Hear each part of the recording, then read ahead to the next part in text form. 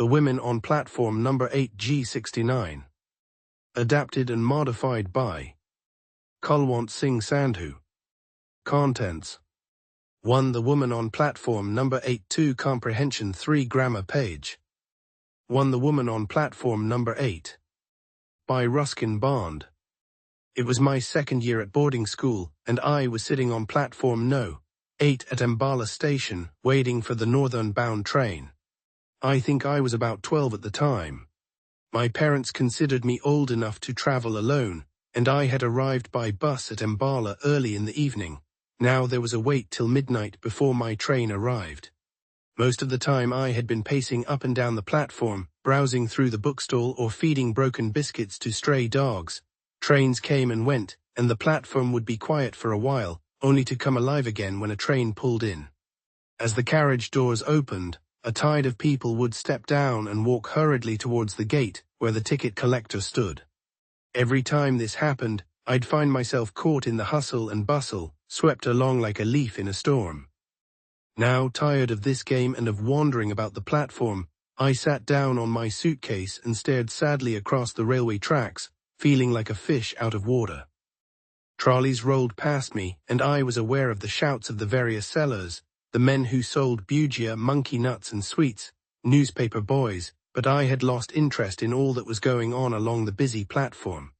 I continued to stare across the railway tracks, feeling bored and a little lonely, like a lost soul in the middle of nowhere. "Are you all alone, my son?" asked a soft voice close behind me. I looked up and saw a woman standing near me. She was leaning over, and I saw a pale face and dark, kind eyes. She wore no jewels, and was dressed very simply in a white sari. "Yes, I am going to school," I said, and stood up respectfully. She seemed poor, but there was a certain grace about her, as if she carried herself with her heart on her sleeve. "I have been watching you for some time," she said. "Didn't your parents come to see you off?" "I don't live here," I said. "I had to change trains. Anyway, I can travel alone." "I am sure you can," she said, and I liked her for saying that. Her words were like a pat on the back, and I also liked her for the simplicity of her dress, for her deep, soft voice and the peacefulness of her face. "Tell me, what is your name?" she asked. "Arun," I said. "And how long do you have to wait for your train?" "About an hour, I think. It comes at 12 o'clock. "Then come with me and have something to eat." I was going to refuse out of shyness and doubt, but she took me by the hand, and then I felt it would be silly to pull my hand away. She told a coolie to look after my suitcase, and then she led me down the platform. Her hand was gentle, and she held mine neither too firmly nor too lightly. I looked up at her again. She was not young, and she was not old. She must have been over 30, but had she been 50, I think she would have looked much the same, as if time had stood still for her. She took me into the station dining room, ordered tea and samosas and jalebis, and at once I began to warm up to this kind woman. The strange meeting didn't put a dent in my hunger. I was a hungry schoolboy, and I ate as much as I could, but slowly with good manners. She was happy to see me eat, her eyes lighting up like stars.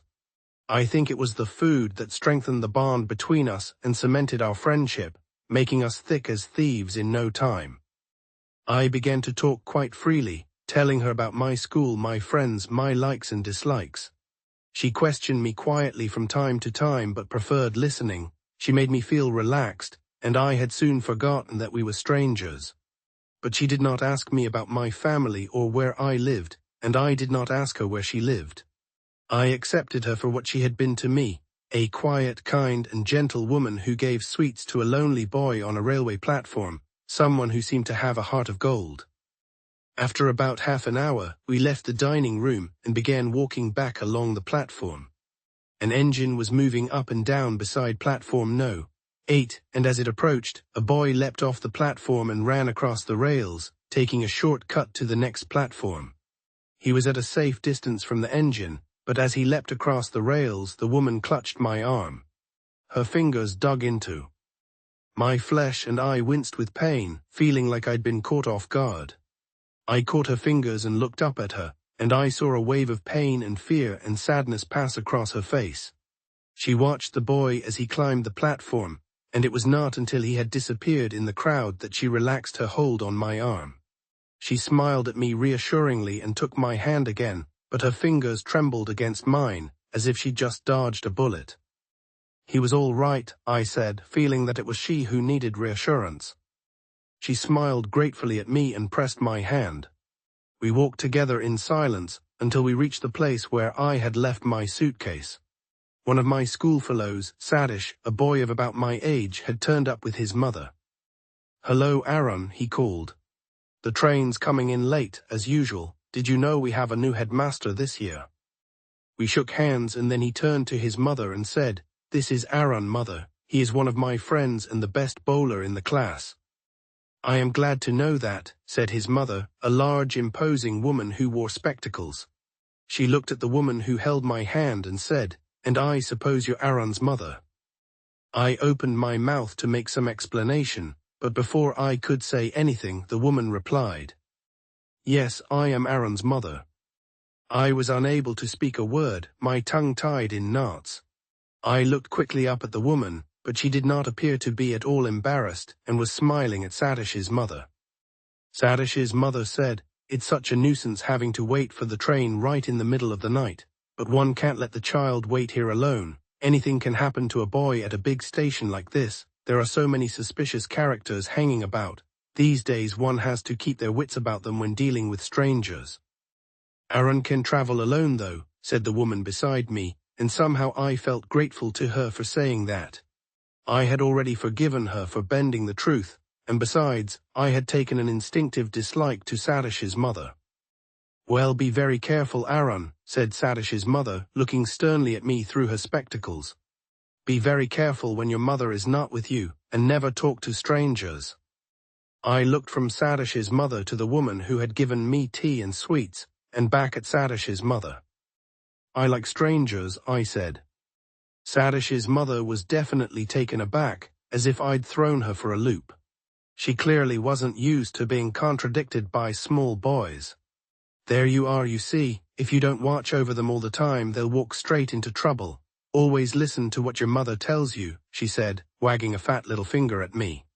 "And never talk to strangers." I glared resentfully at her and moved closer to the woman who had befriended me.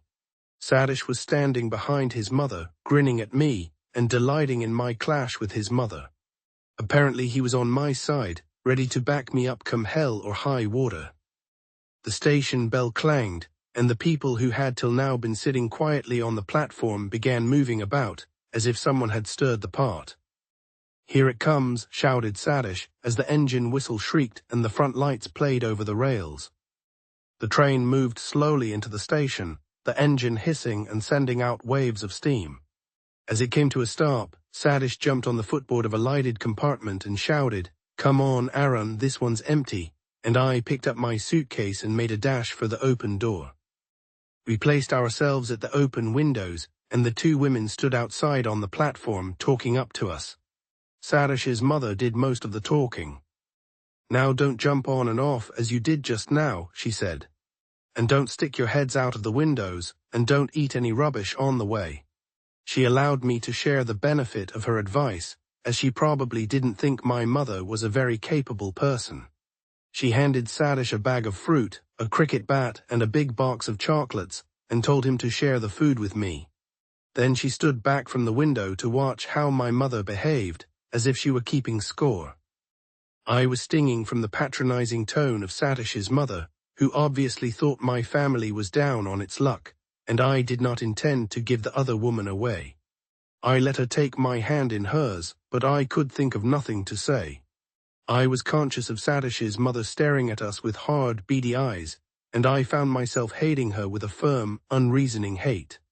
The guard walked up the platform, blowing his whistle for the train to leave. I looked straight into the eyes of the woman who held my hand, and she smiled in a gentle, understanding way. I leaned out of the window then and put my lips to her cheek and kissed her. The carriage jolted forward, and she drew her hand away. "Goodbye, Mother," said Sadish, as the train began to move slowly out of the station. Sadish and his mother waved to each other. "Goodbye," I said to the other woman. "Goodbye, mother." I didn't wave or shout, but sat still in front of the window, gazing at the woman on the platform. Sadish's mother was talking to her, but she didn't appear to be listening. She was looking at me as the train took me away. She stood there on the busy platform, a pale, sweet woman in white, and I watched her until she was lost in the crowd, like a needle in a haystack. 2 comprehension questions and answers. Question 1. Why does Aaron feel like a fish out of water while waiting at the station? Question 2. How does the woman on the platform make Aaron feel more comfortable? Question 3. What causes the woman to clutch Aaron's arm suddenly, and how does this show her heart of gold? Question 4. Why does Aaron say, "I like strangers," and how does this affect Sadish's mother? Question 5. What is the significance of Aaron calling the woman mother as the train leaves? Answers. Answer 1. Aaron feels like a fish out of water because he is alone, bored, and lonely on the busy platform, unsure of what to do while waiting for his train. Answer 2. The woman makes Aaron feel comfortable by speaking kindly, offering him tea and sweets, listening to him talk about his life, and treating him with gentle care, which helps him warm up to her.